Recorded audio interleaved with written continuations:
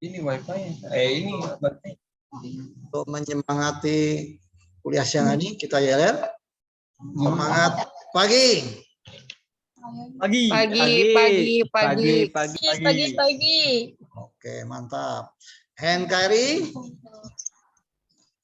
Harga mati. Oke. Produktivitas Harga diri. Harga diri. Oke, alhamdulillah. Ketemu kembali dalam perkuliahan setelah UTS ya. Setelah UTS ternyata semuanya masih pada utuh, masih sehat ya. Tidak berkurang kan dalam UTS? Pusing Pak, alhamdulillah. Atau jangan-jangan berat badannya nambah nih setelah UTS. Bertambah kapasitas berat badannya ya, tapi yang penting sehat. Karena sehat itu adalah karunia yang terbesar. Kalau kita sehat, maka kita bisa melakukan apapun. Nah, karena itu harus paham nih di awal ini Anda sekalian harus menjaga 4 dimensi, 4 dimensi yang harus dijaga. Ya, yang pertama adalah dimensi fisik, ya, fisiknya harus sehat, kuat, fisiknya harus prima, ya. Nah, terutama nih yang pria-pria ini harus fisiknya harus kuat nih, kalau nggak kuat loyo gimana gitu ya. Yang kedua dimensi pikiran, nah, fisik dan pikiran. Nah, ini ibaratnya sudah ada 2 pilar yang membangun manusia, fisik dan pikirannya sehat, kuat, maka dia bisa melakukan aktivitas banyak hal ya.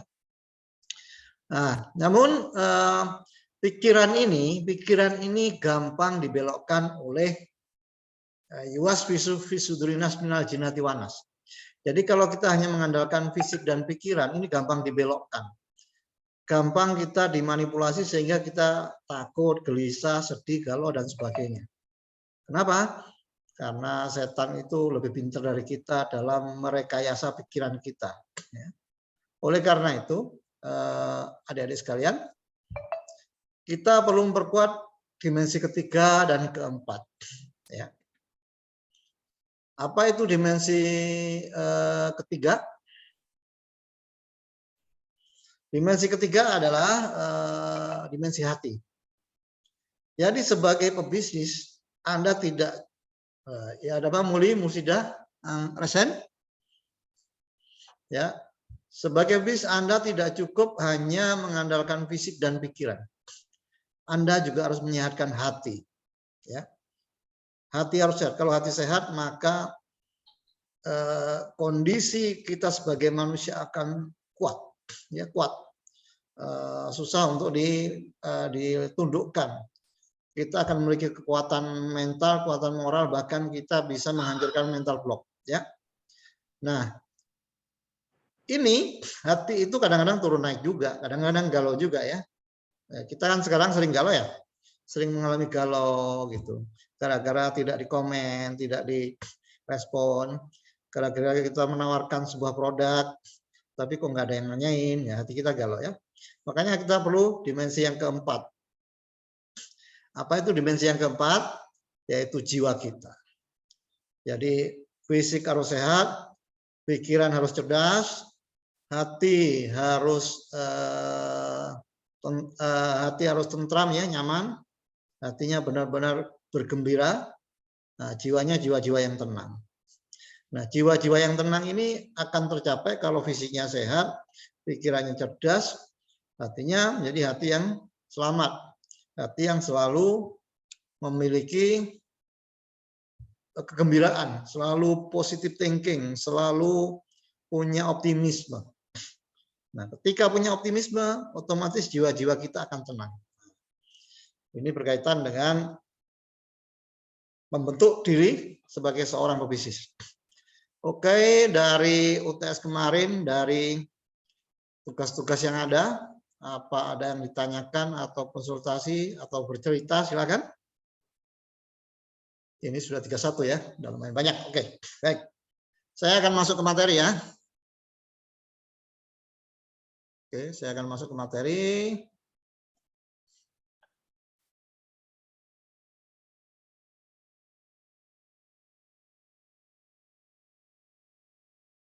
Bapak, mohon maaf sebelumnya boleh bertanya. Ya silakan. Untuk nilai UTS-nya bagaimana, Pak? Oh iya. Oh, udah ada nilainya, cuman ada yang belum ngerjain kali ya. Semuanya merasa sudah mengumpulkan belum? Sudah, Pak. Oh ya sudah kalau sudah. Sudah, Pak. Sudah, Pak. Atau sekalian saya cek ya. Iya, Saya Pak. cek yang belum yang mana kan. Nah, buka nih filenya. Bapak izin bertanya. Ya silakan. Kalau misalkan nilai UTS-nya ada yang di bawah rata-rata, itu bakal ada perbaikan nilai remedial, Pak, atau tambahan tugas apa seperti apa?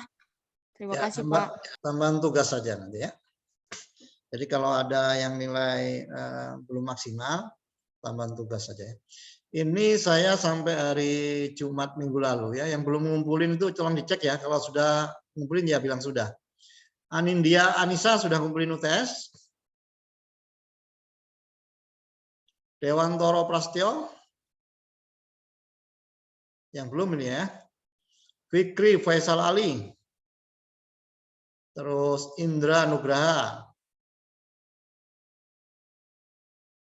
Berikutnya M. Bintang Heidi Nur. Kemudian Muhammad Fahmi Median. Nur Halimah Aleki. Terus Raffi Nur Hadian Rizky ya.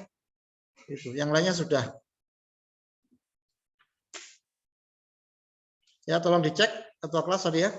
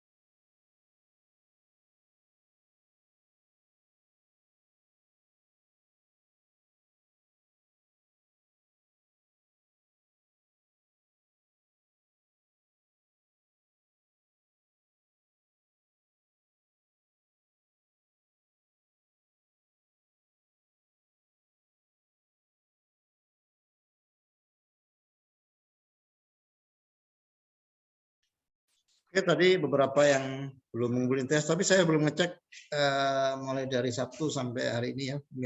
Mudah-mudahan sudah ya. Kalau yang belum, tolong diingetin temannya itu, teman Anda yang belum ngumpulin. Coba yang ini. Oke, sekarang saya akan menjelaskan lebih lanjut tentang service excellence ya. Service excellence, service management, manajemen layanan. Adik-adikku sekalian, saudara-saudariku sekalian, dalam dunia bisnis itu kita harus kenal paham sistemnya, ya sistem bisnis. Jadi di value chain bisnis itu ada apa saja sih, gitu ya. Kalau kita paham sistemnya, kita tahu apa namanya frame-nya ya, frame kondisi bisnis itu, maka kita akan bisa merencanakan, bisa mengantisipasi, bisa membuat inovasi-inovasi di titik mana juga kita tahu nanti kira-kira problematikanya akan muncul ya. Nah, ini posisi kita adalah company ya, C1 ini. Ini kita nih, atau bolehlah personal juga boleh ini, atau UKM, koperasi, sekolahan mungkin, warung ya, meskipun dia nggak punya badan usaha, itu di sini. Nah kemudian dia ingin melayani customer yang berada di ujung. Nah ada perusahaan-perusahaan yang besar dia biasanya punya mitra-mitra atau bahkan punya channel-channel sendiri, punya tempat-tempat jualan. Jadi dari company nggak langsung ke customer, tapi bisa juga dari company ini langsung customer-nya. Jadi tidak selalu lewat channel. Gitu ya. Bisa juga langsung ke customer kalau perusahaannya belum gede biasanya ya. Jadi dari company langsung customer. Nah, dari company ini itu ada kompetitor, ada pesaing. Nah ini hati-hati di era digital ini saingannya banyak, mengerikan dan bisa muncul setiap saat. Jadi sekarang ini di era digital begitu mudah muncul pesaing. Makanya di zaman era digital ini bisnis itu harus benar-benar berkualitas.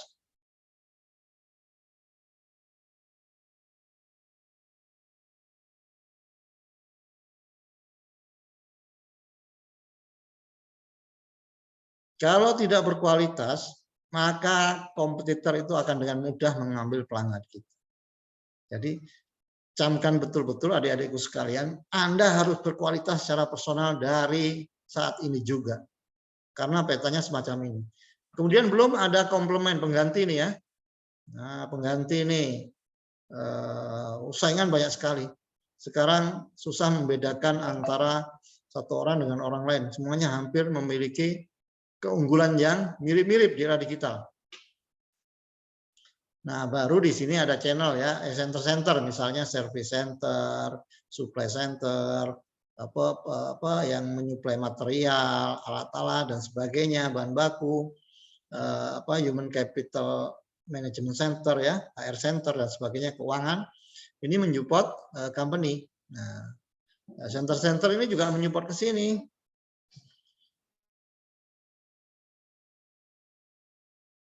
Menyupport ke komplementer, ke komputer, mereka semuanya mensupport juga. Ya, ini misalnya bank, finansial dan sebagainya.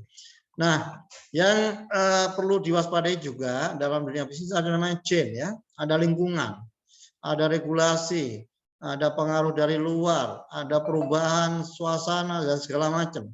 Perkembangan teknologi ya, membuat banyak terjadi perubahan. Ya. Jadi kalau Anda sekarang gaptek dengan teknologi digital, dengan ICT, terus Anda nggak mau belajar, maka mungkin 3 tahun ke depan Anda akan sulit berbisnis, sulit menjadi pekerja, pokoknya serba sulit. Karena ke depan semuanya serba digitalisasi. Sekarang semuanya dibuat aplikasi, ya, dibuat aplikasi dan online system. Dan ini membuat ketika kita tahu petanya semacam ini, nah, apa yang harus kita lakukan? Nah, berarti kan kita tahu nih, di sini ada pesaing, ada komplementer pengganti, ada center-center, ada distribution channel. Maka semua bagian-bagian ini harus kita manage. Kalau kita dengan kompetitor dan komplementer, bagaimana produk kita memiliki keunggulan dibanding mereka. Harganya lebih murah, layanan kita lebih bagus, kita memiliki keunikan gitu ya. Nah, terus kemudian kita bisa merangkul channel sebanyak-banyaknya. Mungkin barang kita bisa ditaruh di Indomaret, di Alfamart, atau teman-teman yang punya toko bisa kerjasama dengan kita. Sehingga customer bisa mendapatkan layanan yang terbaik. Bisa juga sekarang channelnya adalah online ya, e-commerce. Banyak sekali e-commerce belanja online, itu bisa menjadi channel. Channel-channel itu kita manfaatkan. Dan kompetitor dengan komplementer kita juga sama, mereka menuju channel yang sama. Nah, ini gambaran dari sistem ekosistem atau sistem dari bisnis. Nah, sekarang perubahan-perubahan yang terjadi banyak sekali kan, perubahan-perubahan di lapangan, perubahan aturan, suasana. Mungkin di pandemik ini jadi perubahan bagaimana kemampuan daya beli dari masyarakat. Daya beli yang turun ini akan berdampak kepada kemampuan membeli, sehingga Sehingga revenue ataupun penjualan kita juga akan turun. Nah, itu perlu diperhatikan ya. Nah, baik. Kalau sudah paham dengan frame-nya semacam ini, diagramnya semacam ini, maka berikutnya Anda harus masuk ke ranah service excellence. Apa itu service excellence? Ya. Service excellence adalah kita menghadirkan layanan yang di atas harapan dari customer. Jadi layanan kita harus minimal sama dengan harapan dan keinginan customer. Yang kedua harus kalau bisa lebih tinggi dari harapan dan keinginan customer. Itulah kepuasan nanti akan tercapai. Nah, misalnya kita jualan nasi kuning misalnya gitu ya. Nah, biasanya yang jualan nasi kuning itu pakai gerobak, kursi seadanya, bahkan kursi cenderung kurang di pinggir jalan gitu ya. Nggak ada layanan tambahannya. Nah, kita bisa meningkatkan manfaatnya. Jadi orang ketika membeli nasi kuning kita, dia mendapatkan manfaat mungkin dari rasanya yang enak, makanannya sehat, kemudian dia bisa duduk santai di tempat kita sediakan meja kursi yang enak, nyaman, terus kemudian ada minuman pendamping yang menyehatkan, misalnya minuman herbal, minuman yang dari kunyit dan sebagainya gitu ya. Pernah nggak melihat penjual nasi kuning minumannya kunyit, air kunyit? Pernah nggak? Belum, Pak. Belum ya. Ini menarik jadi ekonomi ide saya. Kan kalau sambil minum jamu kan keren tuh nasi kuningnya. Kalian ada yang pernah minum itu air kunyit? Saya Belum pernah. juga. Ya pernah, Pak. Pernah, Pak. Gimana, enak kan di badan kan, sehat kan ya? Enggak, Pak, pahit. Nah iya pahit, memang jamu ya pahit, tapi di badan enak sehat gitu loh. Kalian ini nggak mau yang pahit-pahit, tapi pingin enak, pingin sukses, pingin sehat, ya nggak ada ceritanya. Kalau pingin kuat dan sehat itu minum jamu-jamu ya, yang pahit-pahit itu supaya apa? Nafsu makannya naik. Kalau pahit-pahit kan habis itu nafsu makannya naik kan? Bagus tuh yang pahit-pahit. Nggak enak. Nggak enak. Nah, banyak yang suka kopi pahit ya. Nah, kopi enak nggak? Enggak. Enak Pak, enak Pak. Enak, Pak, kalau kopi. Kalau kopi susu baru enak, Pak. Jos Pak. Kopi hitam, aduh Pak, seger pokoknya Pak. Nah, pecinta kopi sejati itu tiada gula di antara kita ya. Betul Pak, betul. Jadi kalau pakai gula itu belum pecinta kopi sejati. Karena gini, ya orang yang minum kopi itu harus belajar ilmunya dulu, ya. Manfaatnya kopi jelas, menstabilkan detak jantung kita kan, kopi itu kan. Jadi ketika detak jantungnya stabil, maka kita akan bergairah. Jadi otak kita juga lancar. Tapi ada filosofinya minum kopi itu. Orang yang memiliki filosofi minum kopi, dia akan meningkat level kemanusiaannya. Maksudnya apa begini? Kalau orang belajar minum kopi yang benar itu, dia nanti bisa merasakan manisnya kopi pahit. Tuh ya, pahit-pahit tapi rasanya manis karena dia sudah merasakan indahnya kopi itu diciptakan, gitu ya. Bayangkan, kopi itu berasal dari tanah dan kemudian tumbuh pohonnya demikian rupa. Terus kemudian dibuat kopi dan kemudian kita minum, ternyata badan kita jadi fresh, jadi segar.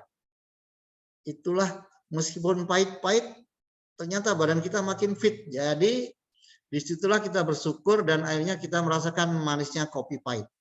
Meskipun kopi itu pahit, tapi bagi kita manis karena kita mensyukuri nikmat kesehatan itu ketika minum kopi, hidup ini jadi rasanya manis. Gitu ya. Nah, demikian juga tadi yang minum jamu ya, minum kunyit kok pahit gitu ya. Nah, artinya berarti lidahnya normal, badannya sehat gitu kan. Coba kalau nggak kerasa pahit, langsung dibawa ke Wisma Atlet tuh ya. Lidahnya nggak ngerasain pahitnya kunyit, pahitnya kopi langsung lidahnya mati rasa kan. Itu langsung dibawa ke Wisma Atlet nanti dirawat ya. Nah, Itu tadi manfaat, ya manfaat. Misalnya tadi, jadi minumannya yang sehat, minuman rempah-rempah, mungkin ya bukan kunyit ya, mungkin dari apa itu akar rumput alang-alang kali ya. Jadi buat minumannya itu yang bervariasi, yang menimbulkan kalau minum makan nasi kuning di situ, minumannya minuman herbal menyehatkan. Padahal minumannya bikin sendiri yang nggak terlalu mahal kali ya. Ada juga itu minuman dari bunga teleng ya. Daun dari bunga teleng itu juga lagi ngetren sekarang, atau minuman daun kelor ya. Jadi harus bisa menampilkan manfaat. Nah, servis itu akan memuaskan bila servis itu memang secara nyata bisa memberikan manfaat. Jadi kalau diri Anda ingin memuaskan orang lain, diri Anda harus bisa memberikan kemanfaatan buat orang lain. Nah, ini sejalan dengan dalil khairunas anfa'um linnas.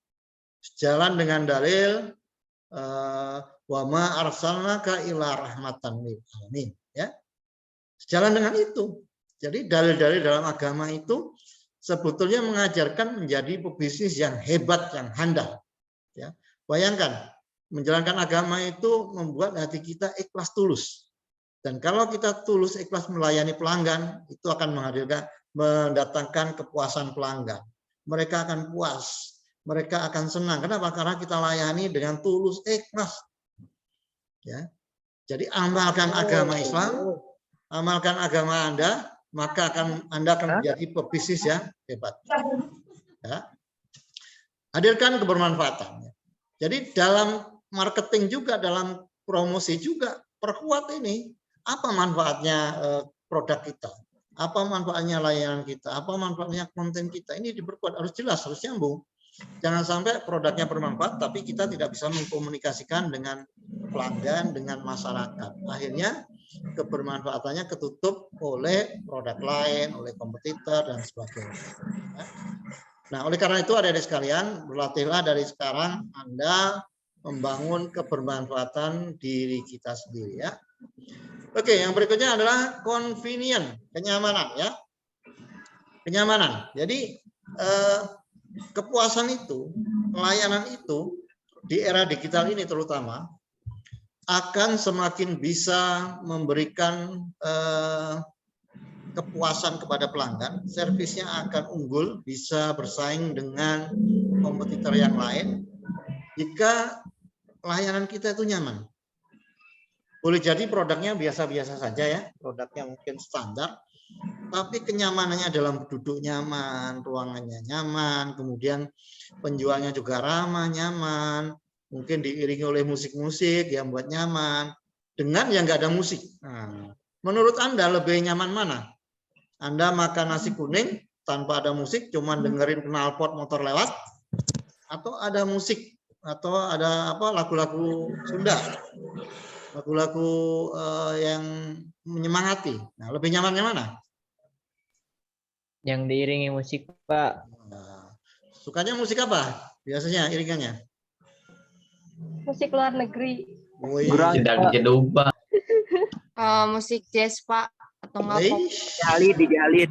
Alternatif rock, Pak. Wih, kalian ini berkelas semua ya. Berarti kalau gitu disediakan aja internet dan channel YouTube aja ya. Silakan milih sendiri. Mau musik apa? Silakan tulis menu sendiri. Gitu aja kan enak kan? Tinggal berbekal apa headset keluarin masuk ke speaker ya. Udah tinggal milih sendiri situ mau lagu apa, mau artinya siapa, mau tukang ngamen juga ada di YouTube. Nah itulah. Nah tapi kan nggak ada itu penjual bakso, penjual nasi kuning yang begitu kan. Mereka tidak berpikir kenyamanan. Ya, padahal kenyamanan itu sesuatu yang sangat penting ya. Nah, kenyamanan itu menjadi kunci rahasia yang luar biasa. Yang orang mungkin tidak paham, tidak tahu. Bayangkan gini, kalau misalnya ada orang nih, kalian mau makan sate marangi, let's say gitu ya, wah ngantri gitu ya, ngantri gitu, karena enak dan ramai seperti sate marangi Buah Yeti ya yang di Cibungur. Begitu Anda datang, Anda duduk gitu, kemudian nggak ada yang ngasih menu gitu ya, karena sibuk semua. Anda dicuekin sampai setengah jam nggak ada yang ngasih menu. Jadi Anda kelaparan, nggak ada yang nanya ini itu. Pernah mengalami semacam itu?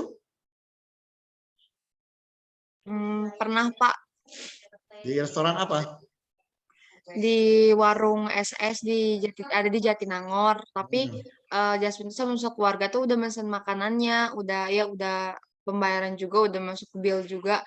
Cuman karena emang kondisi restorannya itu penuh, jadi si makanan yang udah dipesan sama Jasmine sama keluarga itu nggak datang-datang sampai kurang lebih 1 jam ada.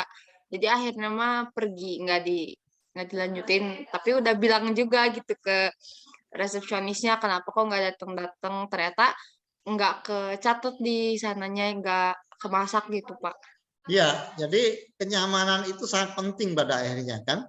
Udah kita kelaparan, ini loh ya, orang lapar itu sama sensitifnya dengan orang patah hati. Ya, orang putus cinta itu sama dengan orang kelaparan, sama sensitifnya. Jadi kalau makanannya telat dan segala macam, wah itu bisa marah-marah ya, tersinggung orang. Kenapa lapar ya? Lapar itu bisa lari ke otak. Makanya benar-benar kita harus memperhatikan kenyamanan ini. Minimal diajak ngomong, ya. Minimal orang datang itu disambut, disapa, perlunya apa dan sebagainya. Jadi pengaturan orang-orang nanti yang akan melayani, mencatat menu, kemudian menu itu pastikan itu berjalan dengan baik. Jangan sampai itu tidak terhandle dengan baik gitu ya. Karena ya tadi ketika kenyamanannya hilang, orang malas datang ke situ. Ya, saya beberapa kali itu ke restoran rame gitu ya. Nah, kadang-kadang sedihnya juga di Indonesia itu ya. Di Indonesia itu sedihnya kadang-kadang orang itu suka serobot. Ya, sering kan nyerobot gitu kan. Nah, orang nyerobot itu kita udah ngantri, tahu-tahu serobot orang. Orang tiba-tiba ngomong aja ke pelayan itu, Pak, saya pesan ini. Akhirnya yang pesanan kita itu yang kita ngantri, nungguin ditanya ya sama yang layani, diserobot sama orang gitu. Kadang-kadang kesel juga gitu ya. Udah kita antri gitu, ternyata kemudian orang itu nyerobot. Seenaknya aja. Saya nggak ngerti kenapa budaya di Indonesia semacam itu, udah tahu kita ngantri sama ngantri. Tapi orang itu mepet-mepet kan, mepet-mepet ke penjual gitu kan. Ya, supaya kalau mepet dekat penjual dia tinggal ngomong, maksudnya begitu. Jadi kenapa sih semacam itu? Dan itu sangat membuat tidak nyaman. Nah, artinya kondisi yang semacam ini, pemilik warung juga harus tahu bagaimana membuat nyaman antriannya, prosedurnya semacam apa. Atau sekarang bahkan orang pesennya langsung di aplikasi ya, pakai aplikasi kan, pesen makanan, pakai barcode segala macam, nanti tinggal pencet-pencet menunya, submit pesan gitu, itu bisa lebih menjamin karena nggak ada yang kelewat. Makanya digitalisasi ini juga bisa menumbuhkan, meningkatkan kenyamanan. Tapi sentuhan kenyamanan manusia itu juga sangat penting, bukan hanya berkaitan dengan aplikasi. Pada saat kita datang dilayani dengan baik, dengan penuh empati, didengarkan gitu ya, didengarkan dan sebagainya gitu, itu membuat kita menjadi nyaman dan merasa kita diperhatikan. Sebagai customer, kita memiliki kepuasan atau merasa dihargai, itu menguatkan brand produk dari produk yang kita konsumsi. Nah, itu kenyamanan. Jadi hati-hati. Jadi kenyamanan itu luas dimensinya, bisa dari sisi komunikasi, dari sarana prasarana, mungkin dari prosedur, dari peralatan. Ya kayak barusan saya makan di rumah makan itu lupa nggak dikasih centong untuk ambil nasi kan, karena akhirnya jadi nggak nyaman nih, kita gimana ngambil nasinya. Nah itu jangan sampai kelewat. Nah servis itu harus detail semacam itu, karena kalau tidak detail banyak hal yang kelewat dan itu bisa berdampak luar biasa ya. Oke, kita lanjutkan ya. Berikutnya adalah kemudahan ya, kemudahan dalam menggunakan. Kemudahan dalam menggunakan ini itu menjadi perspektif berikutnya untuk menghadirkan service excellence. Kalau aplikasinya sulit, kemudian banyak nggak lengkap, bolong-bolong, tidak nyambung, banyak problematika ketika orang pakai aplikasi, atau misalnya prosedurnya mau bayar sulit, mau daftar baru, pasang baru aja sulit, harus hubungin kemana, nggak jelas gitu ya. Udah daftar tapi nggak ada yang menindaklanjuti. Jadi sulit. Ketika sulit orang malas. Ya, sekarang contoh yang nyata dari mudahnya digunakan itu adalah layanan jasa pengiriman uang. Ya, Anda kalau sekarang mau transfer duit, Anda nggak perlu ke bank, nggak perlu ke ATM. Anda bisa install aplikasi fintech dan isi saldonya top up di situ. Dan nanti pada saat Anda mau transfer atau bahkan mau ditransfer oleh orang lain, Anda juga bisa. Jadi cukup dengan headset ya, dengan HP Anda bisa ngirim uang, bisa bayar berbagai macam, dan orang juga bisa transfer ke akun kita. Jadi sangat mudah, yang simpel ya. Ini mudah sekali. Nah, saya mau bayar listrik, mau bayar pulsa, mau transfer dan sebagainya, bayar internet, cukup pencet-pencet di sini aja. Jadi nggak perlu capek-capek, macet, nyari parkir, terus kemudian menunggu lama. Belum nanti kalau diserobot sama orang lain. Nah, itu menjadi bagian penting dalam kemudahan. Jadi jangan sampai pelanggan itu merasa sulit. Contohnya bahkan untuk membayar tagihan itu kadang-kadang sulit. Ya, ada ini pembantu saya, dia beli motor ya. Beli motor cicil kredit gitu kan. Nah, pada saat cicilan yang pertama, yaitu informasi nomor akunnya terlambat. Pada saat dia datang hari Sabtu ke tempat financing, di situ ngantri sehingga dia kesiangan dan nggak dapat giliran. Hanya pada saat datang hari Senin ternyata ada denda. Nah, ini menunjukkan adanya kesulitan, sulit dalam membayar tagihan cicilan itu. Nah, bayangkan orang yang mau bayar aja sulit, maka seperti apa kira-kira gitu ya? Orang mau bayar kok sulit. Nah, jangan sampai itu terjadi ya. Harus dipermudah, harus digampangkan, dibikin simpel. Pokoknya orang Indonesia itu nggak mau ribet. Kalau ribet dikit ditinggal. Ya, kalian juga gitu kan, nggak mau ribet kan? Ada yang mau ribet? Kalau mau ribet nanti saya kasih tugas yang ribet. Ya. Jadi orang Indonesia itu nggak mau ribet. Pengennya simpel, semuanya beres. Ya, lebih baik bayar dikit tapi beres daripada ribet kita ngurusin buang waktu, tenaga pikiran ya. Nah, itu adalah karakter orang Indonesia. Nah, makanya kalau mendesain produk layanan harus memikirkan itu. Kelemahan-kelemahan orang Indonesia itu ya. Orangnya malas, orangnya pengen cepat selesai, orangnya nggak pengen repot, orangnya pengen pokoknya tuntas deh, pokoknya nggak perlu sulit-sulit. Ya, itu orang Indonesia. Tapi itu peluang bagi kita untuk mendesain produk dan layanan kita. Kalau Anda bikin restoran, kafe, yang harus begitu menyediakan orang untuk orang yang malas-malas ya. Jadi pemalas itu pasar kita. Orang yang ingin bermanja-manja, orang ingin enjoy, santai, ketawa ketiwi, ingin bahagia di kafe gitu ya. Itulah customer yang sangat potensial. Dia akan membayar berapapun kalau sudah butuh untuk santai-santai, untuk kongko-kongko, untuk bersenang-senang bersama temennya. Itu mereka akan bayar berapapun, bayar mahal. Nah, contohnya apa? Orang yang mohon maaf yang suka berjudi itu sampai hartanya habis karena dia sudah ketagihan. Nah, sama juga orang yang suka ke kafe, suka minum kopi, teh, makanan ringan, itu juga kebutuhan Anda kan? Nah, Anda biasanya ke tempat-tempat gitu berapa minggu sekali nongkrong-nongkrong? Kalau ada yang ngajakin Pak, biasanya mah malam minggu. Kalau ada yang ngajakin keluar, tapi kalau nggak ada mah di rumah. Wah, itu kurang disiplin itu berarti harus tiap minggu ya? Tiap hari, Pak. Wah, tiap hari itu keren kan? Karena kita butuh refreshing kan? Ya, saya kalau punya waktu pasti ke kafe, ke Starbucks atau apa untuk mencari ide-ide, mencari peluang-peluang bisnis ya.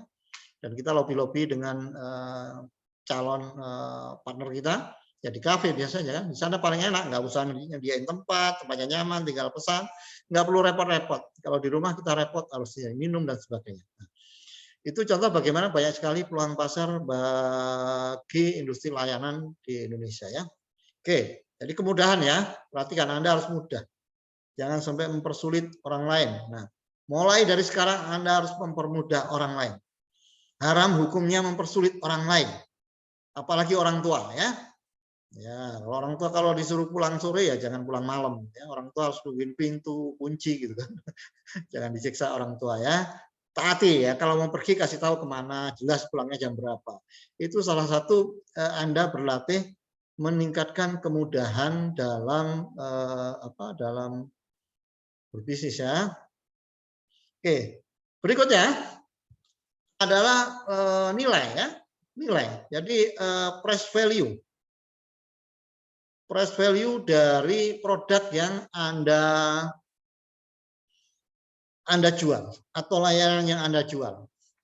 Price value ini begini, jadi price value itu adalah manfaat atau benefit yang didapatkan oleh pelanggan atas produk yang kita jual, dan benefitnya itu lebih tinggi dibanding uang yang dia keluarkan. Itu adalah price value. Jadi dibandingkan uang yang dia bayarkan, siapa itu? Dibandingkan uang yang dia bayarkan, itu manfaatnya jauh lebih tinggi. Sehingga price value-nya tinggi. Nah, kita jangan sampai memberikan produk yang harganya mahal tapi manfaatnya rendah. Jadi harus banding. Nah, manfaat ini bisa jadi bukan berasal dari produknya saja. Nah, perlu diwaspadai, perlu diperhatikan ya. Manfaat itu bukan hanya dari produknya saja. Tapi manfaat itu boleh jadi tempat itu memberikan kenyamanan, tempat itu meningkatkan kesehatan, tempat itu meningkatkan semangat, tempat itu meningkatkan kesadaran, tempat itu bisa menjadi mereka mendapatkan peluang-peluang ketemu orang lain, peluang bisnis. Jadi tidak selalu dari produk yang dibeli.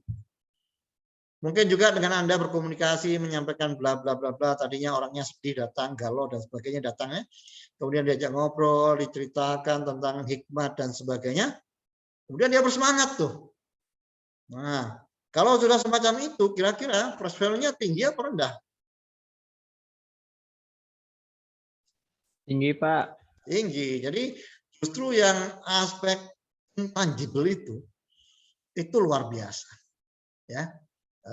Ketika ada seorang yang benar-benar memberikan manfaat, even itu hanya sekedar ngobrol-ngobrol, ngomong-ngomong, tapi kemudian Anda bersemangat, kemudian Anda benar-benar mendapatkan penjelasan, mendapatkan pencerahan, mendapatkan inspiring.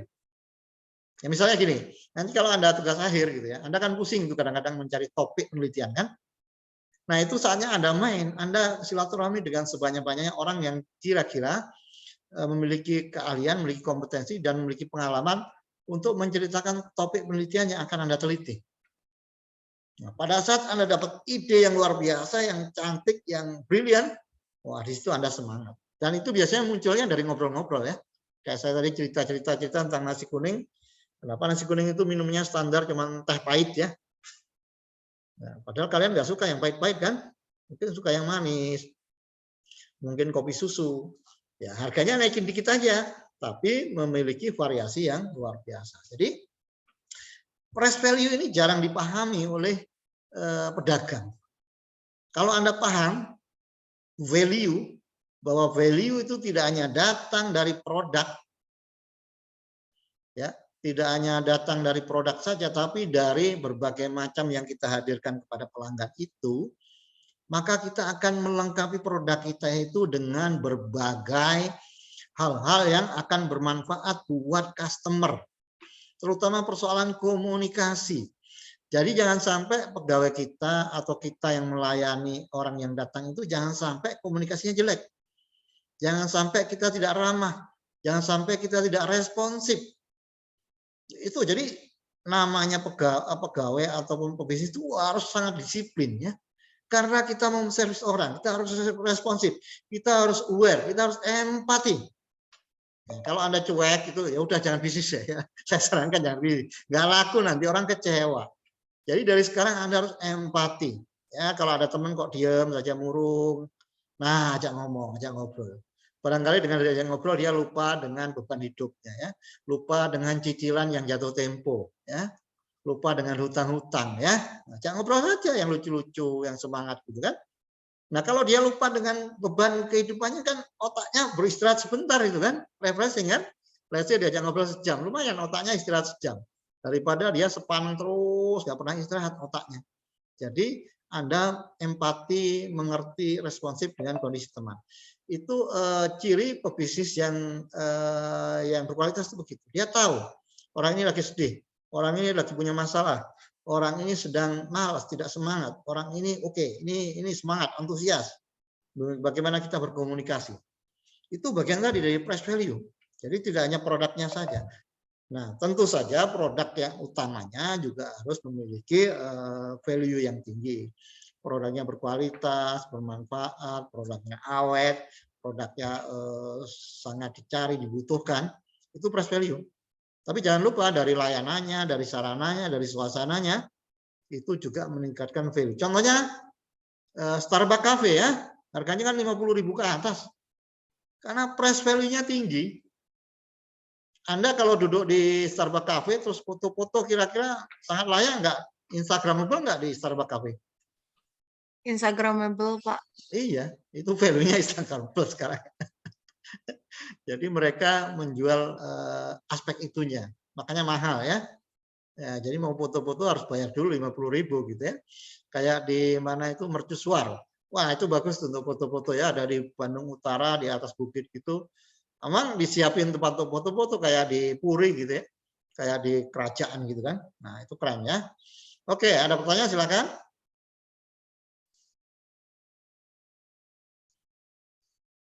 Oke lanjut ya. Yang berikutnya adalah kepercayaan. Kepercayaan nih. Anda selaku pengusaha ya, pengusaha yang menghadirkan layanan kepada customer, itu benar-benar harus menjaga kepercayaan customer. Benar-benar harus menjaga loyalitas, menjaga kepuasan. Dan trust itu berbanding lurus dengan kebermanfaatan, berbanding lurus dengan kualitas, berbanding lurus dengan rendahnya risiko. Semakin risiko kerugiannya tidak ada, orang semakin percaya. Jadi jangan tipu-tipu ya, jangan tipu-tipu. Apalagi di era digital ini, begitu tipu-tipu kita habis selesai, habis itu nggak laku. Karena informasinya bisa nyebar ke seluruh netizen. Terus, yang kedua, bagaimana kita membangun trust adalah kita menghadirkan, mendeliver layanannya itu sesuai dengan apa yang kita perjanjikan. Sesuai dengan apa spesifikasi yang kita tuliskan, sesuai dengan hal-hal yang kita promosikan. Jika ada hal-hal yang ternyata tidak sesuai, kita harus menyampaikannya di awal. Begitu dia datang, maaf Bapak, yang ini ukurannya tinggal yang kecil-kecil, atau yang ini bahannya sedikit sehingga enggak sebanyak yang seharusnya. Itu harus sampaikan sehingga orang trust, percaya, tidak merasa dibohongi ya, tidak merasa dicurangi. Nah itu penting. Jadi kalian terbuka saja apa adanya. Kalau adanya seperti itu sampaikan begitu. Nah nanti supaya apa? Supaya kita bisa mengimprove produk kita, kita bisa meningkatkan kualitas layanan kita, dan itu semakin meningkatkan kepercayaan pelanggan. Nah, bangun kepercayaan ini gampang atau sulit? Sulit, Pak. Sulit, Pak. Karena sulit butuh waktu yang lama kan gitu. Karena butuh waktu yang lama, Anda harus mengimplementasikan dari sekarang. Jangan nunggu entar, karena ini masalah habit, kebiasaan. Jadi Anda harus menjadi orang yang dipercaya. Jadi apapun, jadi mahasiswa yang bisa dipercaya. Ya kalau bilang ke dosen, oke Pak seminggu kumpulin seminggu ya. Oke Pak, nanti saya bikin tugas, bikin semampu Anda. Jadi jangan Anda nunggu perfect terus Anda nggak ngumpulin, akhirnya dianggap tidak bisa dipercaya. Bangun kepercayaan dulu, baru setelah itu dinaikkan kualitasnya pelan-pelan. Ya, jangan nunggu sempurna baru nanti saya menyerahkan tugas. Tidak seperti itu, tapi bangun kepercayaan dulu. Itu adalah prinsip berbisnis. Kalau Anda bisa dipercaya akan banyak investor-investor yang mau invest kepada Anda. Anda loh orang yang bikin perusahaan properti itu tanpa modal. Gimana caranya? Punya perumahan tanpa modal. Ya, Karena banyak bukan? investor. Ya, betul. Jadi dulu ada namanya property university ya. Universitas properti. Jadi mereka itu mencari pemilik tanah, diajak kerjasama, kemudian mereka mencari investor. Jadi mempertemukan antara pemilik tanah dan investor. Ya, tentu saja dengan hitung-hitungan yang jelas ya, dengan prospek yang jelas. Dan itu rupanya banyak developer muda yang tumbuh dengan luar biasa dengan model semacam itu. Jadi kalau Anda beralasan, wah saya nggak bisa, nggak punya modal. Nah, sebetulnya Anda yang nggak kreatif aja sebetulnya. Bagi Anda yang kreatif, modal itu bisa dicari. Asal Anda pejuang tangguh dan Anda selalu berdoa kepada Allah Subhanahu Wa Taala, banyak berbuat baik, sama Allah akan dipertemukan oleh rezeki yang tidak diduga-duga. Nah, gitu kan? Dalilnya kan itu kan? Jadi dalil mau jadi pengusaha itu Anda harus benar-benar menjadi orang soleh dan solihah. Jangan sampai menjadi orang yang mengabaikan ajaran agama. Karena yang menentukan takdir, rezeki dan sebagainya itu Allah Subhanahu Wa Taala. Dan itu nanti akan relevan sebanding dengan tingkat kepercayaan orang kepada Anda ketika Anda itu soleh dan solihah. Benar-benar soleh ya, tapi bukan sekedar simbol-simbol. Kelihatannya soleh tapi ternyata nggak amanah ya, nggak bisa dipercaya, berbohong dan sebagainya. Ya itu ya menyedihkan gitu ya. Oke, berikutnya setelah adalah risiko. Risiko ini adik-adikku sekalian selalu timang-timang oleh customer. Jadi customer itu selain mempertimbangkan manfaat dan sebagainya, dia berpikir ada risikonya enggak? Kalau makan di tempat Anda, ini ada risiko kesehatan enggak? Ada risiko udaranya kotor enggak di rumah makan Anda? Terus ini nggak tahu sebenarnya apa enggak yang wanita nih. Wanita itu sangat memperhatikan toilet, benar enggak? Iya, Ya, Pak. iya kan? Bayangkan Ya. sudah kebelet ternyata toiletnya jorok gitu kan menyisa itu kan. Nah, kalau pria sih kadang-kadang agak cuek ya. Wanita itu benar-benar sensitif ternyata. Wah, jangan ke situ dah. Toiletnya jorok, kapok gitu kan. Nah, itu risiko-risiko itu juga harus di-manage. Jadi selalu dipikirkan namanya pelayanan itu kita berpikir namanya ada UI, ada user experience, ada customer experience. Jadi kalau Anda mau menjadi pebisnis itu Anda bisa membayangkan. Ini kalau customer saya datang, nanti parkirnya di mana? Dia parkirnya sulit tidak? Dia nanti keluar masuknya sulit enggak? Berarti perlu ditata tempat parkirnya yang enak. Terus kemudian kalau mereka mau ke toilet, mau cuci tangan dan sebagainya, mereka kemana? Ada petunjuknya enggak? Kalau mereka mau sholat, di mana tempatnya? Ya. Terus kemudian kalau mereka masuk, mereka langsung ada yang nyambut, gitu ya, diarahkan mejanya yang mana. Setelah itu langsung disodori menu kan, mau makan apa dan sebagainya. Nah, terus dikawal menunya itu, dikawal supaya terdeliver dengan baik. Nah, setelah terdeliver, disajikan, dicek, udah lengkap, nah, baru dibiarkan nyaman, kasih musik, kasih tayangan video, apa TV dan sebagainya. Terus mungkin ditanya, mungkin ada yang mau dipesan kembali, apa, nah, keren kan? Orang merasa dimanjakan kayak raja aja ya, kayak sultan aja ya. Sultan dilayani betul gitu. Jadi dalam bisnis yang mana service excellent itu kita memperlakukan customer kayak sultan. Nah, setelah selesai makan tentu saja orang itu kan mau membayar kan, didatangi lagi, dianterin bilnya gitu kan. Bilnya sekian sekian sekian gitu kan. Nah, setelah bilnya sekian, mungkin sambil diberesin meja, diamati ada yang ketinggal nggak barangnya, dibantu, mungkin ada anaknya dan sebagainya dibantu untuk dibimbing untuk keluar ke pintu keluar gitu kan. Dan nanti ada yang melayani di tempat parkiran, mereka mau muter dan sebagainya mau keluar, ada yang melayani. Nah, itu resiko-resiko itu diminimalisir. Kira-kira menjadi seperti itu nggak bisa dibentuk dalam waktu singkat ya. Itu waktu lama, karena itu kebiasaan karakter. Makanya menjadi pebisnis itu yang paling pertama kita harus membangun karakter dulu. Karakter melayani, karakter pantang menyerah, karakter kreatif dan inovatif. karakter yang selalu kolaboratif, karakter yang selalu menghargai orang. Itu calon bisnis yang hebat ya. Oke, berikutnya setelah resiko adalah habit, kebiasaan. Nah, ini. Kebiasaan kita itu harus dilatih dari jauh-jauh hari menjadi seorang pebisnis. Kalau kita ingin menghadirkan service excellent, kita harus membangun habit yang baik. Habit Anda harus habit melayani. Habit Anda harus habit yang responsif, peduli, empati, aware terhadap apapun. Terhadap sampah, terhadap kotor di rumah misalnya, terhadap letak buku yang tidak semestinya, barang ada nggak rapi, meletakkan barang dan sebagainya supaya rapi di rumah, kemudian merapi-rapikan, itu adalah habit kebiasaan. Kalau habit Anda belum terbentuk semacam itu, Anda masih jauh untuk menjadi pebisnis yang sukses. Dan yang kedua, kita juga harus memperhatikan habit dari customer kita. Karena kita ingin memuaskan customer kan, maka kita harus tahu habitnya. Mungkin ada orang yang tadi ada yang suka musik jazz, yang lain musik jazz ya. Ada yang suka mungkin kawis Sunda, yang lain ya, kawis Sunda. Ada yang suka live musik ya, pakai gitar ya, live musik. Panggil itu tukang ngamen ya. Nah, nanti akan datang itu.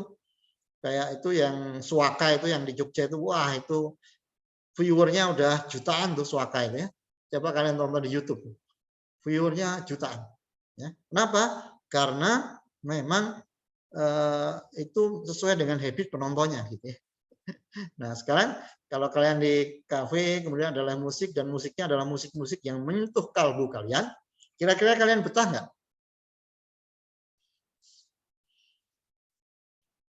Apalagi sedang mengerjakan tugas akhir itu ada musik yang enak, menenteramkan, menyemangati itu, nah kalian akan betah.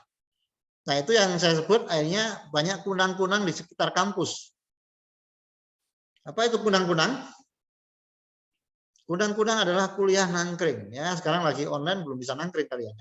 Nanti kalau udah offline kalian bisa nangkring. Kunang-kunang, kuliah nangkring, kuliah nangkring. Ya, tapi nangkringnya belajar ya, bukan nangkring santai-santai, buang-buang waktu. Nangkringnya belajar, baca buku, kalau perlu mengerjakan tugas akhir. Ya, saya dulu bisa kumlot karena kunang-kunang, bukan kupu-kupu.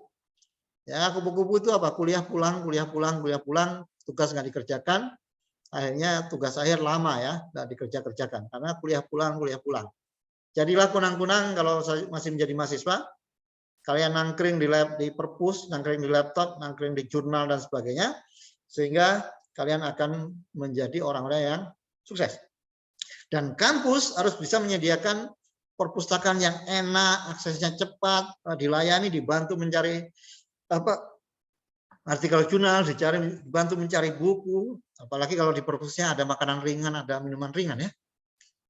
Di UMP di perpusnya ada minuman ringan nggak? Belum tahu. Nah, belum tahu ya. Oh, kalian masih semester 1 ini ya? Iya, Pak. Nah, nanti minta itu di perwakilan hibah atau apa di perpusnya sediain itu dong minuman ringan, minuman air minum ya. Syukur-syukur kalau ada itu kopi saset ya, ada kafenya, ada cafe corner. Kalau enggak kalian di hima itu membuat cafe corner di perpus. Ya, kalian bergiliran praktek melayani orang lain. Ya, kalian melayani orang lain gitu. Misalnya kelas kalian ini usul ke prodi atau dekan, Pak boleh nggak kami praktek wirausaha ya, membuka cafe corner di perpus misalnya, atau di mana gitu ya, melayani orang lain, kan keren tuh ya. Siapa tahu sukses ya, untungnya banyak kalian membuka cafe corner di setiap kampus, bayangkan. Di setiap kampus kalian punya cafe corner, wah keren nggak itu? Tinggal bekerja sama dengan hima-hima setempat ya. Oke, berikutnya adalah social influence. Nah, di era digital ini pengaruh sosial luar biasa. Kalian daftar QMB ada karena dipengaruhi teman nggak? Entah informasi di sosmed, di internet, di email, di WA. Ada yang begitu? Ada, Pak. Iya, atau tiba-tiba dapat WA dari yang jualan gitu ya, yang promosi kan? Yaitu social influence. Nah, ini saya kasih tahu, orang Indonesia itu sebagian besar mereka tidak memiliki alasan yang spesifik khusus untuk menerima atau menolak produk, itu sebetulnya nggak punya. Mereka lebih banyak tertarik karena diajak teman, dipengaruhi teman, atau diingatkan teman. Karena orang Indonesia itu jarang yang suka menganalisa. Tidak banyak ya yang suka menganalisa. Asal fungsinya udah dapat, orang langsung beli. Sehingga social influence pengaruhnya gede. Apalagi di era digital ini, di era sosmed, kalian melotot itu sosmed orang, sosmed public figure gitu ya. Public figure itu pakai, sekarang siapa public figure yang paling terkenal ya? Misalnya Atta Halilintar. Atta Halilintar itu ternyata makan di nasi goreng mafia misalnya ya. Kalian jadi pingin ke nasi goreng mafia. Misalnya Atta Halilintar makan di warung steak. Kalian jadi pingin ke warung steak. Ya. Itu adalah social influence. Nah, sehingga promosi kita juga harus masuk ke ranah social influence. Nah, karena social influence ini begitu kuat, maka service excellence kita harus benar-benar dibangun. Nggak boleh main-main. Jadi kalau ada produk yang tidak sesuai, produk yang mengecewakan, maka Anda harus benar-benar segera memperbaiki, segera minta maaf, dan lakukan improvement terus-menerus. Ya, itu berkaitan dengan social influence. Nah, oke, dari sini ada pertanyaan, ada komentar, ada pengalaman yang relevan, atau curcol yang lain juga boleh. Semua sudah ngisi ini, ya silakan. Tadi mau nanya Pak, Haji, silakan Dik. kan kata Bapak jadi seorang pembisnis itu harus memberikan pelayanan terbaik ya Pak. Ya, betul. Nah, bagaimana jika kita itu mendapati pelanggan kita itu bahasa Sunda nama mengesalkan gitu dan merugikan customer lainnya. Nah, kita selaku seorang pembisnis itu harus gimana gitu Pak? Sebelumnya menyebalkan, ngeselin gitu ya. Ya, ini menarik nih kasusnya nih. Ini customer tapi mengganggu customer yang lain. Contohnya memotong antrian ya. Itu kan menyebalin ke orang. Nah, makanya kita harus membuat aturan prosedur yang jelas, dijelaskan dari awal kepada customer. Sehingga pada saat dia melakukan kesalahan, bahkan itu sampai mengganggu orang lain, ya kita jelaskan, kita sampaikan. Disampaikan dengan komunikasi yang baik, tapi dengan ketegasan. Gitu. Karena jangan sampai mengganggu customer yang lain. Nanti jadinya tidak nyaman customer yang lain. Nah, mengkomunikasikan itu yang perlu dilakukan dengan baik, dipahamkan. Contohnya gini, pernah di pesawat itu ya, di pesawat itu kadang-kadang ada orang yang dia tidak disiplin menaruh tasnya di tempat bagasi itu di atas. Kemudian dia masih menyalakan handphone. Itu pramugara itu dengan tegas menegur dan menindak karena itu mengganggu orang lain dan bisa mengganggu keselamatan orang lain. Ya, itu harus ditegaskan, tapi dengan komunikasi yang baik, dengan memberikan pemahaman yang berkualitas, maka orang akan paham. Jadi kayak di luar negeri ya, misalnya di bar gitu ya, kalau ada yang neko-neko itu akan dilempar sama satpam, gitu ya. Semacam itu. Jadi nggak boleh, aturan tetap aturan, tapi pelayanan komunikasi, memberikan servis, menghantarkan makanan, minuman itu dengan sebuah layanan yang kualitasnya tinggi. Jadi nggak boleh kita menurunkan layanan kualitas, tapi kita menegakkan protap. Karena dalam melayani pelanggan juga, kalau protap itu dilanggar bisa bahaya. Misalnya apa? Misalnya di tempat wisata, ya ada daerah-daerah yang bahaya di tempat gunung gitu. Nah, itu harus dijagain, nggak boleh ada yang melanggar. Kalau yang melanggar bisa celaka kan gitu kan. Nah, itu bagaimana kita justru kita menegur itu bagian dari pelayanan kepada pelanggan karena itu bahaya dan itu bisa mengganggu orang lain. Itu bagian dari pelayanan juga. Jadi pelanggan jadi makin tahu bahwa perusahaan ini atau rumah makan ini itu peduli gitu. Peduli dengan keselamatan, peduli dengan kenyamanan orang, mereka aware, responsif. Nah, itu yang kita tunjukkan. Jadi menegur itu boleh kalau untuk kepentingan, untuk kebermanfaatan, untuk mencegah hal-hal yang membahayakan. Jadi ya pada proporsinya lah. Itu ya dia. Ya Pak, terima kasih Pak. Yang penting komunikasinya ya, jangan wah sambil ucapin yang jelek-jelek, enggak. Jelaskan saja dengan tegas. Nah, makanya menyampaikan ketegasan dengan verbal kita ya, verbal non-verbal kita, dengan pakaian yang bagus, dengan sikap yang bagus itu penting. Karena orang bisa jadi tersinggung dan bisa marah-marah. Nah, itu harus dilatih dari sekarang ya, adik-adik sekalian ya. Jangan nunggu kalian jadi pengusaha sukses, kapan suksesnya kalau belum bisa melayani orang lain. Jadi jadilah pelayan yang baik dulu, maka akan ada kemungkinan Anda menjadi pengusaha yang sukses. Jangan nunggu punya jadi pengusaha sukses untuk melayani orang, tidak. Dari sekarang Anda harus melayani orang, menghormati orang, membantu orang, dan sebagainya. Maka Anda akan memiliki potensi menjadi pengusaha yang sukses. Karena Anda menghadapi biaya hidup yang semakin tinggi ya. Harga rumah makin mahal, semua makin mahal. Kalau Anda tidak menjadi pengusaha sukses, Anda akan mengalami kesulitan finansial. Oke? Ada pertanyaan lagi? Yang sudah ngumpulin, oke, thank you ya. Tadi ada, Pak, saya sudah ngumpulin, oke, nanti saya cek di email ya. Yang belum, tolong diingetin ketua kelas, supaya ya kalian harus melayani teman-teman kalian yang mungkin lupa, mungkin tidak semangat ya. Dibantu ngerjain ya, disediain kopi kalau perlu ya. Kasih bala-bala, ayo kerjain guys, ini tak kasihin kopi sama bala-bala. Kalian harus empati, kasihan dengan teman yang belum mengumpulin tugas. Mungkin dia sedang ada masalah, sedang nggak semangat, habis diputuskan mungkin ya, layang-layangnya habis putus gitu. Nah itu kita nggak tahu tuh. Semangati ya, ayo kita fokus saja sama kuliah. Jangan terlalu dipikirkan ya, nanti pasti ada, akan indah pada waktunya, itu katanya lagu kan. Ya, banyak jalan menuju Roma. Semuanya akan indah pada waktunya.